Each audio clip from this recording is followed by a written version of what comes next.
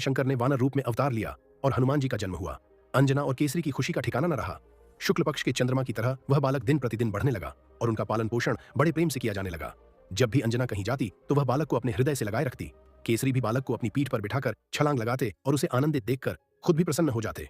एक दिन अंजना फल फूल लाने के लिए घर से बाहर गई। केसरी पहले से ही बाहर गए हुए थे। बालक घर में अकेला था और उसे भूख लगी हुई थी। उसने इधर उधर देखा पर कोई चीज खाने को नहीं मिली। अंत में उसकी नजर सूर्य पर पड़ी।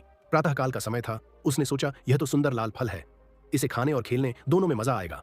बालक ने सूर्य तक पहुंचने की कोशिश की। वायु ने पहले ही उसे उड़ने की शक्ति प्रदान कर दी थी, या फिर यूं कह सकते हैं कि भगवान शंकर की लीला में यह कोई आश्चर्य की बात नहीं थी। जय श्री राम। बालक आकाश में उड़ने लगा। देवता दानव यक्ष आदि उसे देखकर अचंभित हो गए। वायुदेव के मन में भी शंका उत्पन्न हुई। उन्होंने सोचा मेरा यह छोटा बालक सूर्य की ओर दौड़ रहा है, मध्याह्न काल के तेज सूर्य की प्रखर किरणों से कहीं यह जल न जाए। उन्होंने हिमालय और मलयात के पीछे पीछे चलने लगे। सूर्यदेव ने भी यह देखा। उनकी दिव्य दृष्टि में बालक की महानता छिपी नहीं रही। उनके मन में कई विचार आए। उन्होंने समझा कि भगवान शंकर ही वानर बालक के रूप में मेरे पास आ रहे हैं। यह भी उनसे छिपा नहीं रहा कि वायुदल जो मेरे पितृ तुल्य हैं के आशीर्वाद से इस बालक का जन्म हुआ है और वे स्वयं इसकी रक्षा करने आ रहे हैं। सूर्यदेव ने अपनी किरणों को शीतल कर दिया, मानो वे अपने कोमल हाथों से बालक को सहलाने लगे, या जैसे जगत पिता शंकर का स्वागत कर रहे हों। बालक सूर्य के रथ तक पहुंच गया और उनके साथ खेलने लगा।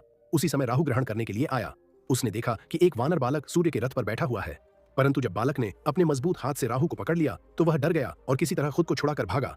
वह सीधा देवराज इंद्र के पास गया और बोला, देवराज, आपने सूर्य को ग्रस का अधिकार मुझे दिया है, क्या अब आपने किसी और को भी यह अधिकार दे दिया है? इंद्र को यह बात समझ में नहीं आई। उन्होंने राहु को डांट कर फिर सूर्य के पास भेजा। दूसरी बार जब राहु गया तभी बालक को अपनी भूख का एहसास हुआ। उसने सोचा यह तो खाने लायक अच्छी चीज है, और वह राहु पर टूट पड़ा। राहु बालक के तेज से डर गया और अपनी जान बचाने के लिए इंद्र को पुकारने लगा। इंद्र ऐरावत पर सवार होकर राहु की रक्षा के लिए दौड़े। ऐरावत को देखते ही बालक ने राहु को छोड़ दिया और उसे एक अच्छा फल समझकर पकड़ने के लिए दौड़ पड़ा। अब इंद्र ने घबराकर अपना वज्र फेंका, जिससे बालक की बाईं ठुड्डी हन पर चोट लग गई। बालक घायल होकर पहाड़ पर गिर पड़ा और छटपटाने लगा। वायुदेव ने बालक को उठाया और उसे एक गुफा में ले गए। वायु देवता को बहुत क्रोध आया और उन्होंने अपनी गति को रोक लिया। वायु के